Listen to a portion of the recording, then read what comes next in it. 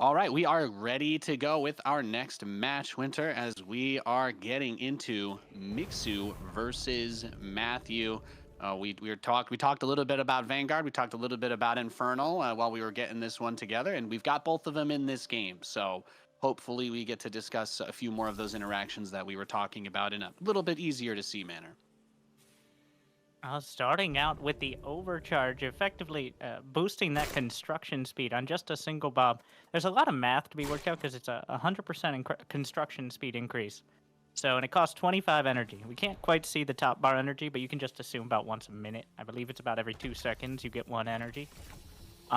So getting that barracks up quicker, obviously, it leaves your bobs mining for longer and allows you to do more of this early game build. And that's going to be a biokinetics lab, which I imagine will be for the quick dog upgrade there. You get those super chompers and make you a real menace as opposed to just a dramatic annoyance to those imps for the infernals in the early game. Yeah, that's what we were just talking about, right? This the scout has just the movement speed that so many of the other units in Stormgate do not, and it's not a huge threat at the very beginning, but the accessibility for that upgrade, that biokinetics lab comes out real quick, not locked behind the tier 2 upgrade on the command post or anything like that. So you end up in a situation where if you don't respect it and they go for it, you can end up getting crushed very quickly. And on the other hand, well, there's of course always the opportunity to overcommit with melee units, but we can see 3 dogs get those 2 gaunts in absolutely no time. That's your first couple of aggressive units made to do anything, and while it does have a little bit of that infest damage onto the dogs, one of them gets caught in by the imps, but denying the Therium mining is gonna limit the options for what Matthew can do if he continues to be pushed back. Yeah, catching those first 2 gaunts, very helpful, because a lot of the infernal builds are worked out around just literally mining, because gaunts are 15 Therium a piece, so 3 trips, which is actually worked out because the scouts are so annoying. Usually players will get exactly 30 or 45, and then until they get enough units to defend, we'll kind of tuck back in towards the Luminite.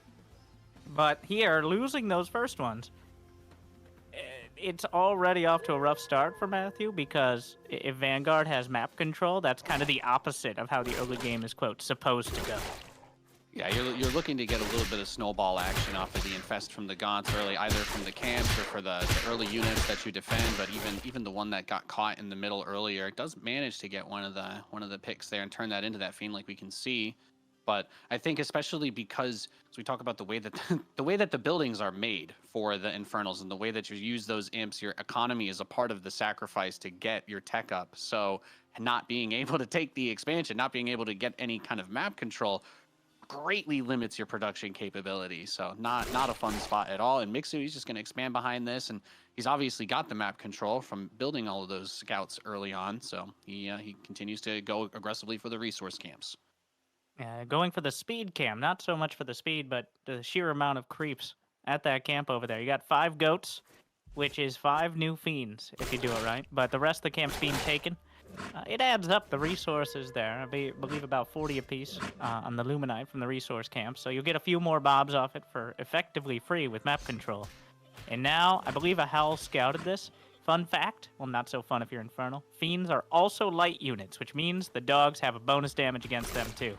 So we'll see how the fight goes, as a lot of those dogs, a bit damaged, but they have the veterancy, which does increase the health and damage overall per rank.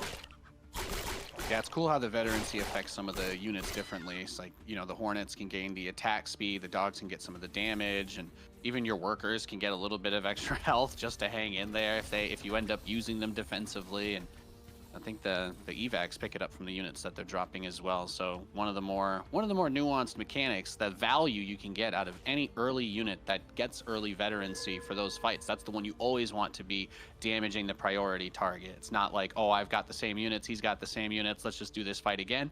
The makeup of it changes a little bit, since a few of your units just naturally become more valuable. Yeah, a few of the important interactions are the Magmadon Trample, the Stomp, the Dance Party ability does 150 damage, which is exactly how much health an Exo has to start. But every rank of veterancy gives it another 30 health, so that is a significantly higher chance to survive any sort of early attack. And speaking of surviving early attacks, a couple Buzzsaw turrets are going to severely discourage, politely yet firmly ask Matthew to leave. gonna have to ask you to step aside, sir. Those buzzsaw blades. Well, we were talking about how the Gaunt's attacks can kind of bounce between the enemies. The buzzsaws do as well, and they are quite strong against this type of force.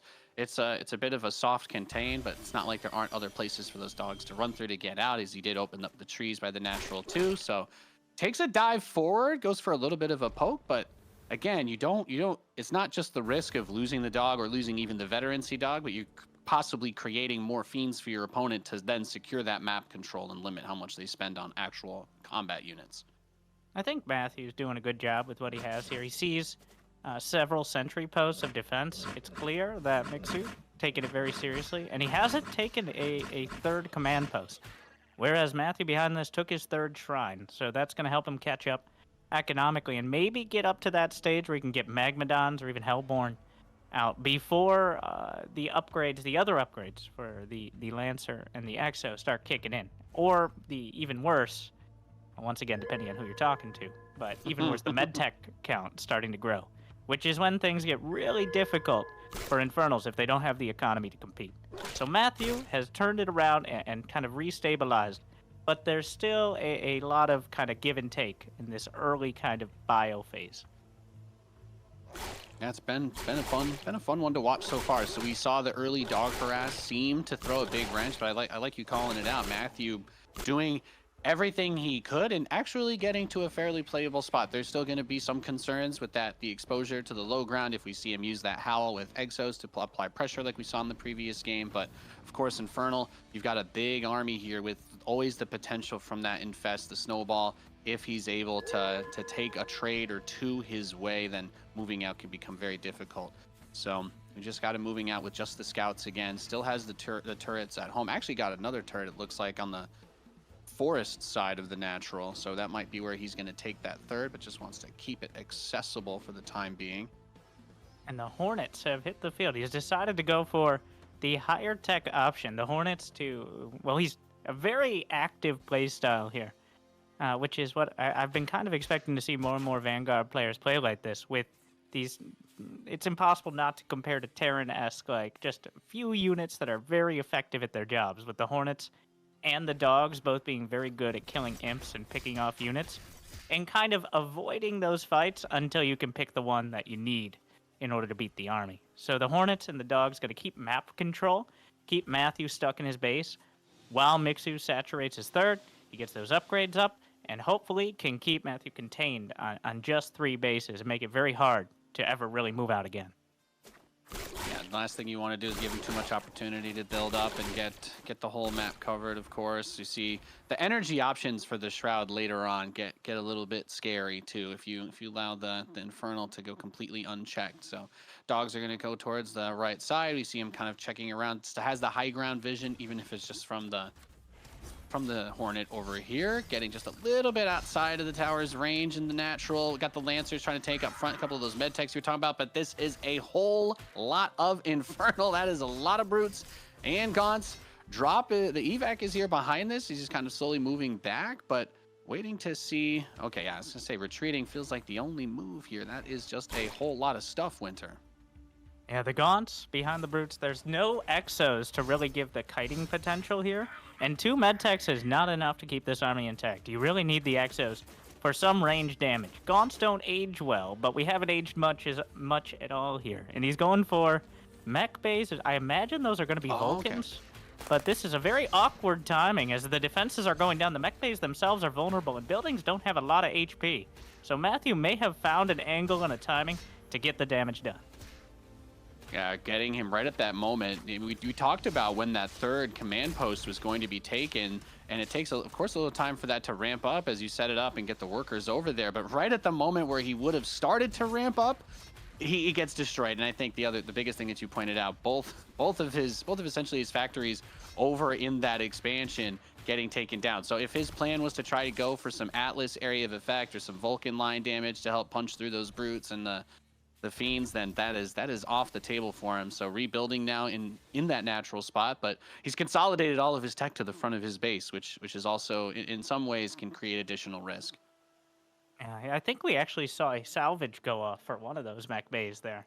as Vanguard can salvage all of their buildings for full price, but it does take about 10 seconds. I think it's not supposed to work if you take damage. I'm not sure if he attempted it and it failed, but that is something we haven't really seen utilized, as usually by the time you're thinking about it, it might be a bit too late as the army's on your doorstep. Now, this looks a little rough, but there's no Magmadons in this army, so it isn't particularly difficult for the Vanguard to hold. I'd love to have another medtech or two, but just having the saw blade post, having the bobs, and having the Hornet means, yeah, you really need something a bit more with a bit more meat on its bones here to punch your way through.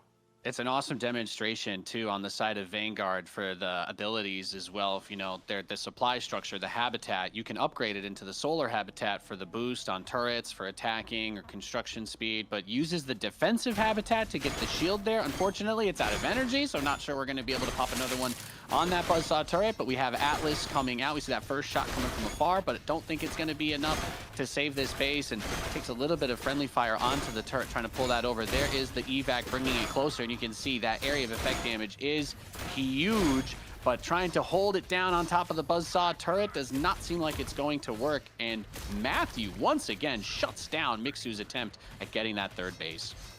Another attempt to really tech up into the mech units here instead of rounding out the biocomposition. It can definitely work, but you really got to have your bases locked down. One Atlas is the only thing between Mixu and disaster here. But one evac and an Atlas is still a lot to kill for just Gaunts.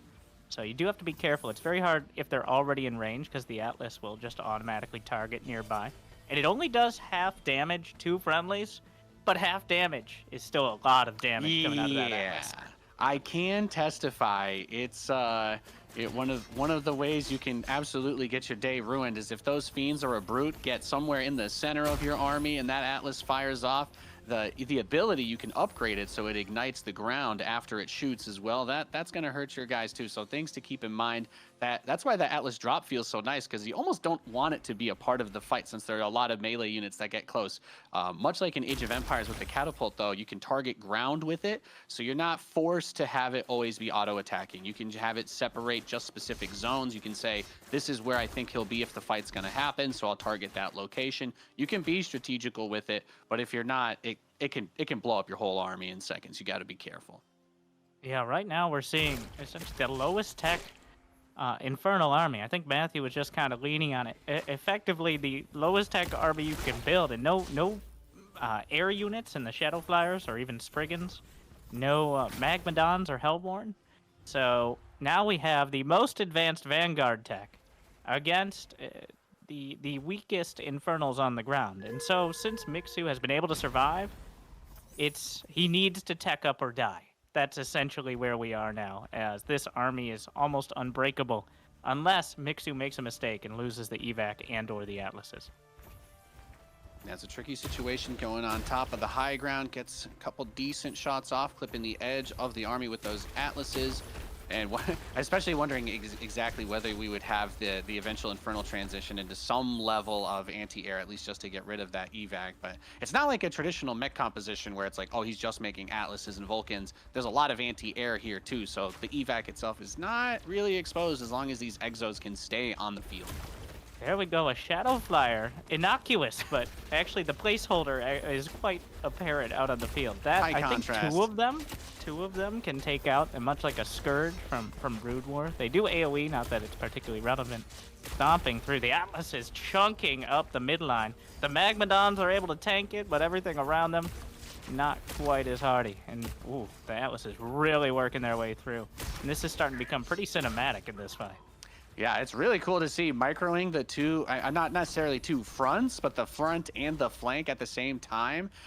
Worth keeping in mind, at any point can also click the Atlas onto the trees and blow those up too. There it is! So that's the worst feeling, by the way. That's once again, we're going to have to depend on who you are, as finally the Atlas evac goes down and the Infernals are able to get a little bit of breathing room from the oppressive Vanguard army. Yeah, now he's coming up, like you were saying. There's the Sentinel, so whether that's completely, does he have the upgrade for it or not, does have the ability to place, or there's the slow as well. It can shoot that missile into the center mass as well. help make a little bit of a debuff on the enemy units, but it also has that range damage reduction bubble. Not necessarily a factor, I guess, until the army becomes a little bit more Gaunt heavy or Hellraiser heavy, but It doesn't we'll hurt. just have to see. Yeah, using the slowing, I believe pulse inhibitor or something along those lines, but it creates essentially a slowing field. And then the damage bubble is something like a microbial shroud or a dark swarm. It reduces the damage of ranged attacks in that area. And more sentinels on the way. But so far, Matthew has survived. He has not really taken massive economic damage. He just needs to find a way to break this army, which is still the real struggle. Yeah, trying to push up, gets the tower towards the front, and now that base being vulnerable, it's mostly just relying on just a few of those towers trying to poke him off of the edge while he waits for him to fully commit. More brutes are going to come down from the natural, but it's starting to look a little bit more like we were seeing earlier with that exo-kiting becoming a big factor. Brings out the dragon to try and get huge infest breath onto the army, pulls back for the white health just in time, and this is where that snowball can start, though. If you can get at this level of tech on the infernal side, then things can turn real quick, Winter. And unfortunately, the Exos almost popped the dragon right as it was born, but thankfully, able to keep it alive. And the dragon, I think the passive mechanic of the dragon is actually one of the most important, which is it increases the amounts of fiends spawned from infest by 1. So essentially, every fiend is doubled when the dragon is nearby. So while that's not a huge factor against these well-experienced Exos here, it could make the difference in some of these relatively close fights. And this is probably the most complex Vanguard army composition I have seen so far in Stormgate, with a little bit of everything. I think an accidental hedgehog in there, but Sentinels, Atlas, well-upgraded Exos. The turret, one of the things I was wondering if we were going to see, but the turret, you can put the medtech in it, and then it just becomes a healing field for everything around you, and you're not even worrying about the energy anymore. So definitely a huge tool to use for securing the center of the map. Love to see that. And we do have some fiends going by into that west side mineral line, cleans it up. At the same time, another hit on the right, going for the turret under construction. Not going to be able to save that, and that base may get destroyed. But I guess we're talking about a world where Mixu's having some peripheral expansions get harassed or maybe brought down, but he was struggling to get his third for a long time in this game. The Atlas drop control from the evac really bringing him back into this one. At the same time, though, I think he might be getting a little too technical. Of course, the Vanguard army is, as it stands right now, usually much stronger in these kind of late game groups. But the Infernals, I would love to see maybe a few Gaunts added in so you could get some infest and kind of snowball on these harass, or maybe a Doombringer. But honestly, Matthew's been under a lot of pressure, but he's been calm under that pressure. He's held it together. He got the dragon out. We see some Hellborn for that long-range siege damage. The only thing we're missing is maybe some of those flame imps to help break up the bio ball if he can close the distance. Yeah, that's one of those. Those are some fun mechanics. The flame on ability for the imp you're talking about, being able to basically just ignite yourself and blow up on the enemy. Of course, very high reward potential, but giving up your workers in a scenario where they might also just get sniped on their way trying to go in for that is something to keep in mind as well. A lot of very heavy anti-ground damage in this force. Not a tremendous amount of air, but that's where we're going to see that juggling with the evac continue to be a big factor as he goes for the vision camp and tries to soften up this army before a head-to-head confrontation. Coming up to the high ground, a bit of the, I'm not sure, the Dragon Wave, which infests a bunch of units and potentially grabs it for health on the dragon. But the Atlas is on the backside helping to clear up the fiends. Hellborn's doing a lot of splash damage here. The Exos, there's really not any... do you see a medtech? I don't see any medtechs. No, but I found one. On the right side. There we go. There we go in this drop. So nice to see this. I'm not sure. I wasn't 100% sure how many bio units you could actually fit inside the evac, but if you can put all of those in there, then you've got some pretty serious potential to do big damage. So that drops a huge cleanup on the right side. Whole army is on the left. Actually, still dealing with the Atlas drop, which is it's very funny to watch the interaction with them against the Hellborns because the attack animation can basically be canceled by the time the Atlas is dropped, shoots, and gets picked up again. So range versus range becoming a factor. Gets one picked over the tree line. Oh, very smart out of Mixu, realizing there's actually no anti-air, dropping on top of the Hellborns because they can't do anything about it, while retreating back to his med station, which is his fallback position here. Even the Sentinel's getting upgraded into this fight, but the Hellborn's raining down from the high ground. The damage was already done on the other side by the drop, so Matthew has put all his effort into getting this done. If Mixu holds on, he's in a good spot, but that's a lot of AoE damage coming through. Wow, the med station is great. It relies so much on trying to take this fight away from the Hellspawn, right, and let the Hellborn rather, and let the drops actually clear that up from the other side of the trees, and the Exos just rip everything else to pieces. So having the med station, getting that consistent heal over time to help counteract, you know, the capabilities of that Infest and all those other units is just amazing. Matthew taps out. Mixu, just what a crazy game, huh? What an I think very technical was the word that you used, and I like that. We got to see him really bust out basically everything Vanguard has. I think we saw almost every single unit in the game. Was there a unit we didn't see?